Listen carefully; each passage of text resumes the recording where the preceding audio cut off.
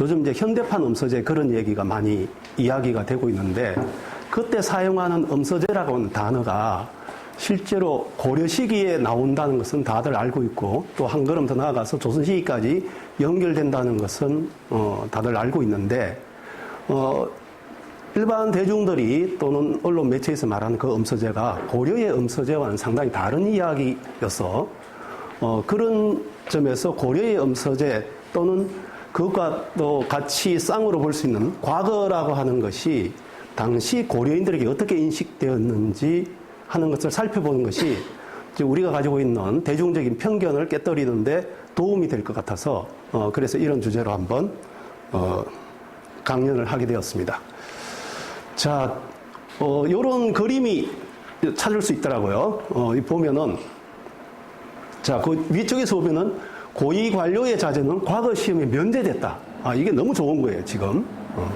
왜냐면 시험이 면제가 되니까. 그래서 저 친구는 저 오른쪽에 보면, 아니, 너는 급제자 명단에 없었잖아. 그러니까 과거에서 떨어진 거예요. 그런데 이 친구는 음서제 몰라. 그러면서 우리 집안이 어떤 집안인데 공부해서 벼슬 되나? 벼슬 하나? 그런 거예요. 그러니까 우리는 대단한 집안이기 때문에, 그 공부할 필요가 없다. 공부 안 해도 벼슬을 받을 수 있다.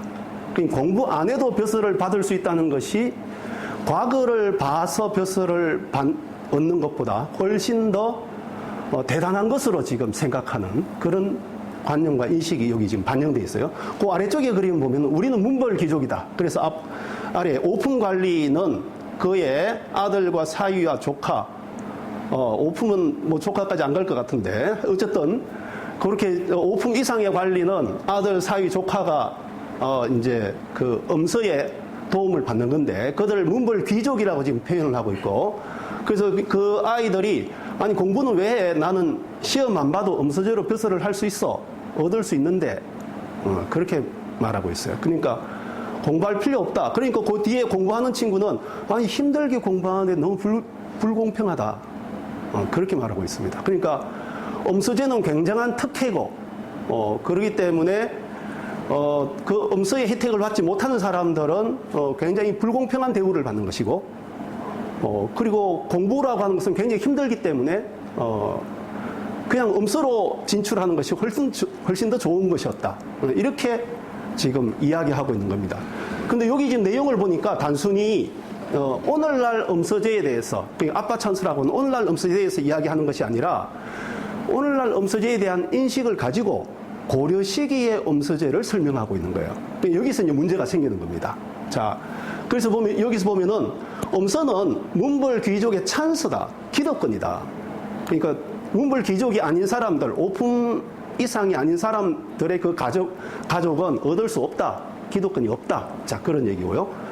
그리고 노력 없이, 개인의 노력 없이 벼슬을 받는 것이기 때문에 그래서 이게 굉장히 불공평한 거다. 아니 다 열심히 공부해서 관직을 받아야 되는데 그렇게 되지 못하고 있는 것이 아니냐, 이런 얘기입니다.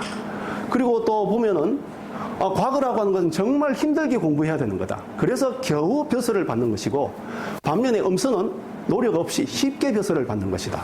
불공평하죠. 이제 그렇게 보면 과거보다 음서가 더 낫다라고 하는 것은 쉽게 생각할 수 있는 결론이라는 겁니다.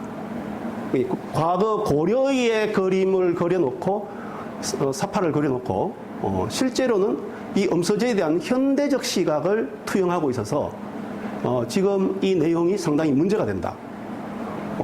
실제로 고려 시기 음서제를 설명하는데 이 사파가 사용되더라고요.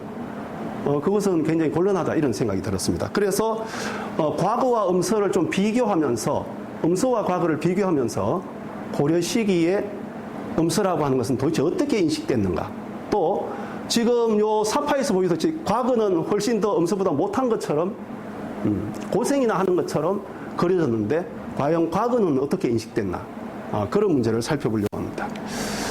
자, 그래서 먼저 음서와 과거를 한번 비교해 보는 것이 도움이 되겠다, 이런 생각입니다.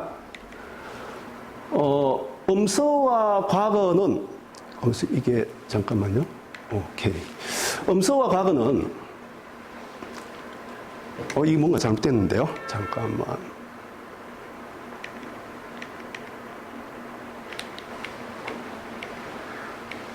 뭔가 하나가 빠졌군요.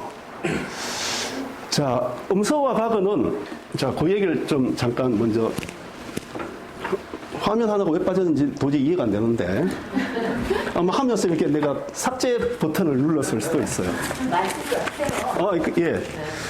그 음서와 과거라고 하는 것의 본질이 뭔가 그 얘기를 좀 이제 해야 될 것 같았어요.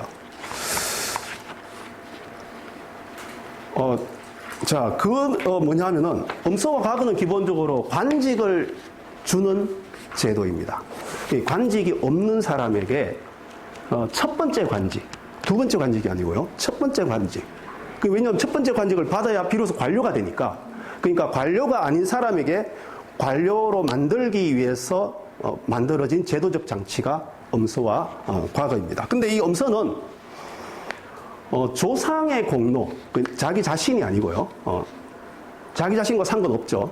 나의 조상, 혈통상 조상의 공로에 의해서 그 공로를 국가에서 포상을 하는 거예요. 포상을 해서 그 자손에게 관직을 주는 제도입니다. 그 조상이 공로를 세우지 않았다면, 공을 세우지 않았다면 못 받는 거예요. 근데 이제 그것을 보면은 크게 이 음서 제도는 크게 세 종류가 있거든요. 이제 왕실 자손에게 주는 게 있고, 뭐 뒤에도 조금 말씀드리겠지만, 그 다음에 공신 자손에게 주는 게 있고, 오품 이상 관료 자손에게 주는 게 있습니다. 공신도 당연히 관료이기 때문에 왕실과 관료의 자손에게 주는 관직을 주는 제도이다. 이렇게 보면 되죠. 근데 왕실은 대개 뭘 의미하느냐 하면은 옛날에, 아주 옛날에, 그게 언젠지는 모르지만 조상 중에 한 명이 왕이었던 거예요. 그 왕의 후손으로서 세대가 너무 내려가다 보니까 왕실에 속하지는 못하고, 종실에 속하지는 못하고, 이젠 일반 관료처럼 살아야 되는 사람들인 겁니다. 그래서 그 사람들이 이제 벼슬을 받는 것인데, 그럼 이 사람들이 왜 무슨 자격으로 벼슬을 받느냐? 고려는 왕이라고 하는 존재는 왕업을 만든 사람들이잖아요.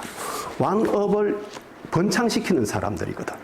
그러니까 이 왕업을 번창시킨다는 것은, 예를 들어서 왕건이 고려라는 국가를 만들고 왕업을 그러니까 창설하고 그 다음에 그것을 번창시키고 후대에 물려주고 고려 왕조가 번창하게 하고 이런 일을 했단 말이에요. 그러면 왕건의 후손은 바로 자기 할아버지, 그러니까 먼 할아버지가 될 수 있죠. 그 할아버지의 공로 때문에, 그걸 이제 공으라고 생각하는 거예요. 이 벼슬을 받을 수 있는 자격이 있다는 겁니다. 그건 공신 자손도 마찬가지예요.